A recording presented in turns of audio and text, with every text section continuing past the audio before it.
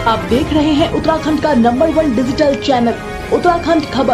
उत्तराखंड खबर में आपका एक बार फिर स्वागत है। और मैं आज एक ऐसी शख्सियत से आपकी मुलाकात कराना चाह रहा हूँ जिनका नाम है विकास उनियाल। विकास उनियाल जी ने एक छोटा सा बिजनेस शुरू करा है और आज वो किस मुकाम तक पहुँचे, आइए उन्हीं से जानते हैं।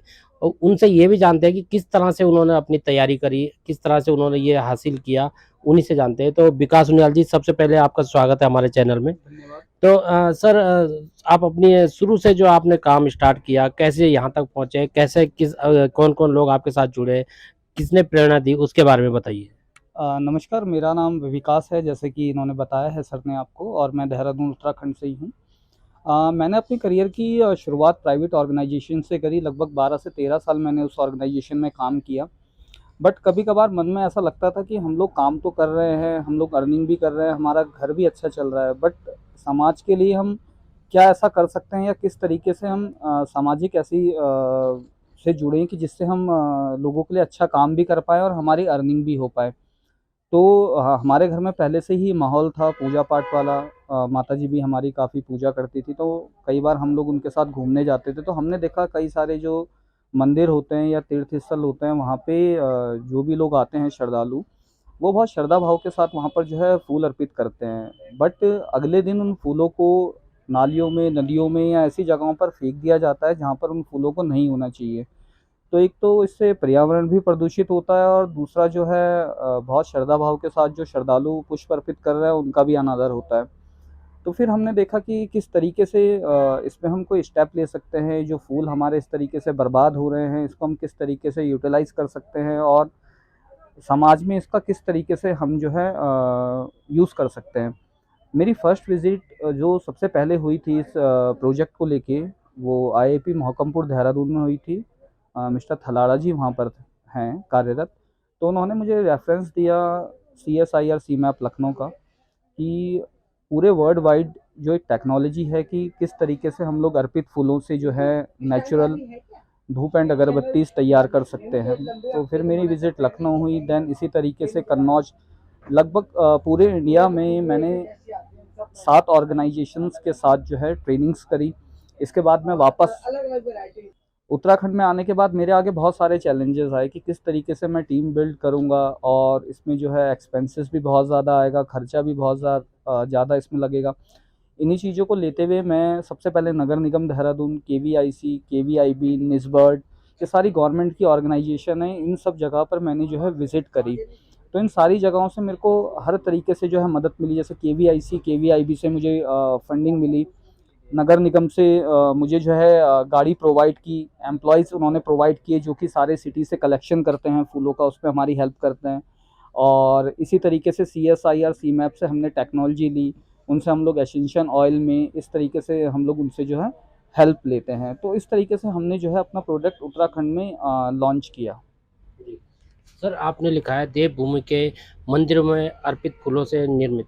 तो कैसे मन में आया आपके कि भाई यहाँ से ही फूल हम लोग लें? और जगह भी फूल है, फूलों के बागान होते हैं, बहुत सारे होते हैं, लेकिन ये पहली पहल है आपकी तरफ से, क्या कुछ कहेंगे? देखिए, और भी ऐसे प्रोजेक्ट ऑल ओवर इंडिया में चल रहे हैं अभी 1-2 जगह पे, बट क्या है कि कोई प्रोजेक्ट अगर बम्बई में चल रहा है या गुजरात में चल रहा है, वो कभी देहरादून या उत्तराखंड में आके काम नहीं करेगा। अब आप ये मान के चलिए, जो मेरा अपना सोचना था कि पूरी दुनिया में देवभूमि सिर्फ हमारा उत्तराखंड है, और कई सारे जो भक्त होते हैं वो हमारे यहाँ चारों धामों के दर्शन करने आते हैं। तो एक छोटा सा भी यहाँ से कुछ परचेज करके लेके जाते हैं अपने घर पे, तो वो ये समझते हैं कि हम लोग जो हैं देवभूमि से भगवान का आशीर्वाद घर लेके आए हैं। तो सेम इसी प्रोडक्ट को जो हम लोग अभी धूप एंड अगरबत्ती तैयार कर रहे हैं, लोग अपने घरों पे लेके जाते हैं, तो उनका भी सोचना यही होता है या उनका मानना ये होता है कि एक देवभूमि का आशीर्वाद हमारे घर पे आ रहा है।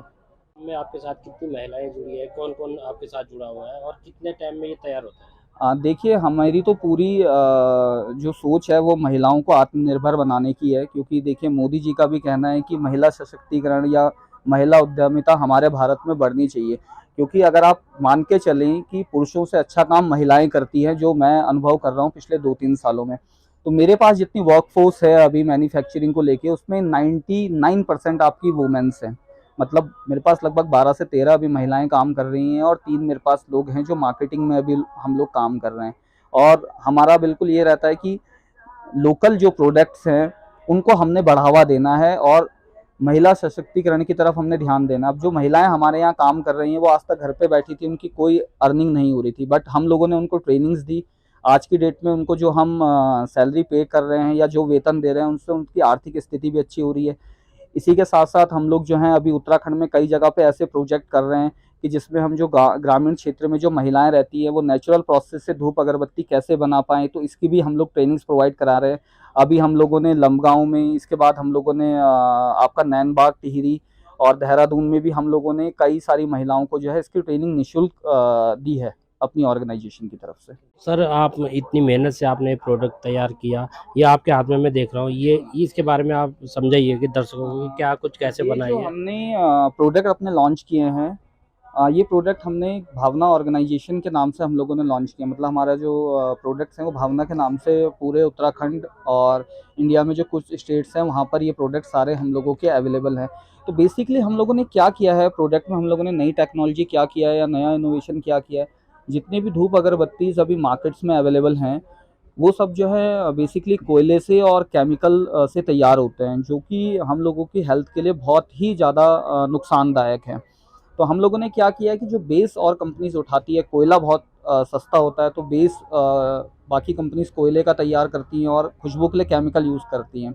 हम लोग क्या करते हैं, हम लोग बेस अपना जो है फुल पाउडर रखते हैं, जो कि बिल्कुल नेचुरल पाउडर होता है, और खुशबू के लिए हम लोग जो है pure natural essential oil use करते हैं। मतलब चाहे आप फुल पाउडर उठाइए, चाहे आप नेचुरल एसेंशियल ऑयल उठाइए, ये बिल्कुल नेचुरल प्रोडक्ट्स हैं, इसका हमारे शरीर पर कोई दुष्प्रभाव नहीं पड़ता है। तो हमारी अगरबत्तीज़ भी और धूप कोन्स भी सारी उसी मेथड पे बन के तैयार हुई है। और सबसे बड़ी बात ये है उत्तराखंड में कि ये उत्तराखंड में धूप अगरबत्ती के ऐसे प्रोडक्ट हैं, पहले ऐसे प्रोडक्ट हैं जो सेंट्रल गवर्नमेंट से अप्रूव्ड हैं, CSIR CMAP से अप्रूव्ड हैं कि ये प्रोडक्ट बिल्कुल नेचुरल नहीं होते। मतलब जितनी हार्मफुल नॉर्मल धूप एंड अगरबत्तीज होती है उतनी हार्मफुल से नहीं होती है, उनसे बहुत कम परसेंटेज इसमें कार्बन मोनोऑक्साइड ऑक्साइड की होती है। तो मैं सभी से ये कहना चाहूँगा कि आप धूप अगरबत्ती उपयोग करते हैं, भले ही आप हमारा ब्रांड यूज़ ना करें, बट आप ऐसी धूप अगरबत्ती उपयोग करें कि जिसमें कार्बन मोनोऑक्साइड कम होता है और हेल्थ के लिए जो कम नुकसानदायक है। क्योंकि देखिए आज की डेट में जिस तरीके से एनवायरनमेंट में या हमारे रहन सहन में बदलाव आ रहा है, तो उस तरीके से हम लोगों को अपने लिए भी कुछ सोचना है कि हम भी अपने हेल्थ के लिए कुछ ऐसी चीज़ें प्रयोग करें कि जो हमारे सेहत के लिए नुकसानदायक ना हो। तो ये थे हमारे साथ विकास उनियाल जी, इन्होंने अपने प्रोडक्ट के बारे में बताया और क्या इसमें कुछ फ़ायदा है, कि इसको बनाने से क्या कुछ औरों को के लिए प्रेरणादायक इन्होंने जो हमारे को बयान दिया उसमें भी इन्होंने बताया। तो ऐसी तमाम खबरों के लिए देखते रहिए उत्तराखंड खबर देहरादून।